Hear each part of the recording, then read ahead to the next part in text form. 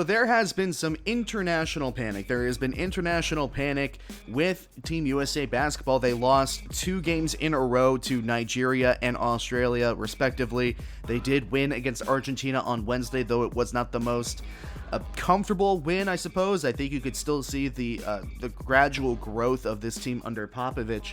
And people are panicking and applying, panic numbers like this is a 9 out of 10 panic scale. Like, I'm super worried about Team USA. The longer that this team continues to play together, the better that they will get. And I'm not necessarily so much worried about Team USA, even though I think there absolutely is reason to worry. I mean, I don't think Team USA has lost 2 games in a row as long as I've been alive. I'm 24 years old. I have not done the research. I would imagine that they have not lost 2 exhibition games in a row in a very long time. And certainly, this is not the old Team USA gold national teams. Like, there's not a Kobe Bryant, there's not a Shaq, there's not a LeBron, there's not, Dwayne Wade, there's not Derrick Rose, there's not Carmelo Anthony, there's not, going back even further, like Michael Jordan, Scottie Pippen. Like, those days are kind of behind us, and it's not to say that the new talent does not live up to those guys' names, but what I think it does do, and what I kind of want to talk about and focus on, is the fact that it exposes, the team building of this Team USA exposes a lot of the flaws of the meta that is the NBA right now and how it compares to international competition. Because look, I see, personally, a lot of what the Brooklyn Nets built this season in this Team USA. It's predominantly scoring, like lots and lots of scoring, small ball, don't care about defense. We are going to outshoot you, we are going to outscore you, and that's how we're going to beat you. And whereas the entire rest of the world is still playing with a more old traditional style in which there are more big men on the roster. I would say the only big men on the roster, I mean, and this is not speaking traditionally in size, because hell, Kevin Durant is 6'11", nearly 7 foot, and he doesn't necessarily play a big man position.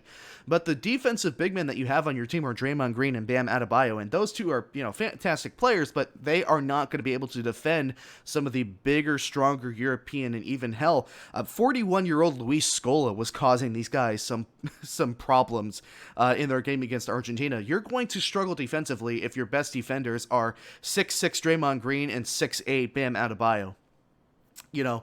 There are some problems with the team building, and I see a lot of the Brooklyn Nets in the team building of this Team USA, where it's perimeter small ball shooting. Shoot more than you, we're going to shoot over you, we're going to score more than you, we're just going to outscore you. And I think that's a fundamental flaw, not only in how this team was built, but really it's kind of the reaction and the losses to these other national teams has kind of been a reflection of how teams in the NBA have been building their rosters, and how maybe it's kind of a bad meta in a sense. And it's not too much of an issue. I hesitate to call it a problem or an issue, because it's like, well, who's going to compete with the NBA, right? These are still, at the end of the day, more often than not, the best players in the world. But there's very rarely a defined role anymore. There's not necessarily a big man that's going to be your defensive guy. It's predominantly players that can play multiple positions, generally around a 6'6", 6'7" height, that can shoot the ball very, very well. In comparison to, teams like, Australia and Nigeria that had big men that pretty much punished Team USA in the paint the entire way through their matches.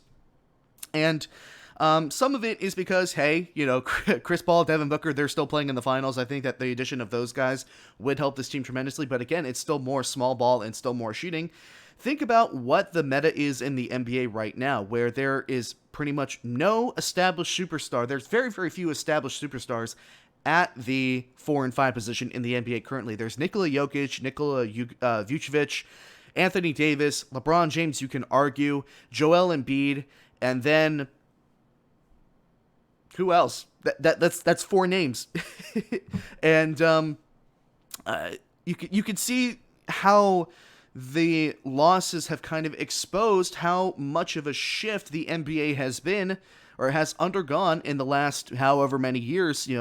Obviously the last Olympics was in 2016, and even that team struggled at times. It seems like the more the team goes towards small ball and less athleticism, the more they continue to struggle. Whereas you have these European nations, and even to a lesser extent the South American nations, that continue to play a more traditional style and can punish at times this Team USA roster. I mean, Luis Scola is 41 years old. He's the last remnant of the good Argentinian teams over the past decade or so, and he was causing some issues at 41 years old against this young blood Team USA roster. And you're taking a look at this and you're saying, look, you can absolutely teach shooting, you can teach dribbling, you can teach the pick and roll, but what you can't teach is size and game smarts, game sense. And in an NBA in which it's very much, okay, I'm going to drive past you, pick and roll, pop a corner into three, or step back three, where it's kind of just this mindless, motionless basketball, you can see why, after not playing some international competition for 4 years, Team USA cannot keep up in some areas with some of these teams that are playing a traditional chemistry-built type of style of basketball, where these teams have been playing with each other for a long time. These teams have a fundamental idea of what role they are to serve on a team. They have discipline. This Team USA team has no discipline. Their only discipline is to shoot more than you and shoot more accurately with you than you. And if it's Damian Lillard and Kevin Durant and formerly Bradley Beal is going to have to be replaced now because of COVID complications. But if you're relying on those two guys to just shoot the lights out every single night, some nights they're going to have a bad night, and that is a recipe for disaster, as opposed to these older Team USA teams. I'm talking like with Dwight Howard, again, LeBron James, Shaquille O'Neal, like back in the early 2010s and 2000s, where it's like they have dominant big men. They can protect the paint. No matter what the enemy, that sounds so poorly to say, I apologize for that, but whatever the opponent team is going to do, you have the rim protectors, you have the defensive stalwarts, you have the low post players that you can pitch to, and Team USA just doesn't really have that anymore. It's lost some of its dynamics. It's lost some of its variety. And you can absolutely see that in the way that this Team USA has been built. It's built very much in the style of the Brooklyn Nets, as they were this season. And it's exposing a flaw in the meta of what the NBA is today and what the meta of NBA team building is today. And that is perimeter shooting, very little defense, more scoring, more shooting, volume shots, etc., etc. And again, it's not necessarily a problem because, again, these are still the best players in the world playing in the NBA. If you're in the NBA, you have made it. It's not like there's some other competing league that can tell you differently. And when it's a cultivated herd of a cultivated herd mentality, like who is going to tell the NBA to change when obviously this style of basketball can have the potential to be very entertaining?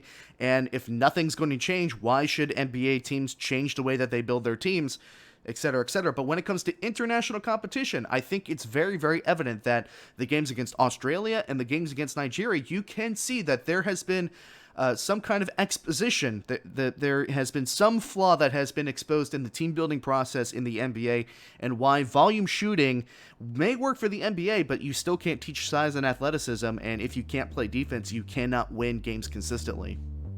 Hey folks, thank you so much for listening to this segment from the Hard-Headed Sports Podcast. If you enjoyed this segment, make sure that you drop a like on the video and a comment. It helps me out a bunch. And if you're interested in watching more segments like this from the show after the show has been completed, you should definitely subscribe to the YouTube channel. And if you're interested in listening to the entire show in its full-length entirety, you should listen to the show on Spotify, Apple Podcasts, Google Podcasts, and Anchor. Once again, thank you so much for watching the video. My name is Nick Ryan, and I will see you all again very soon.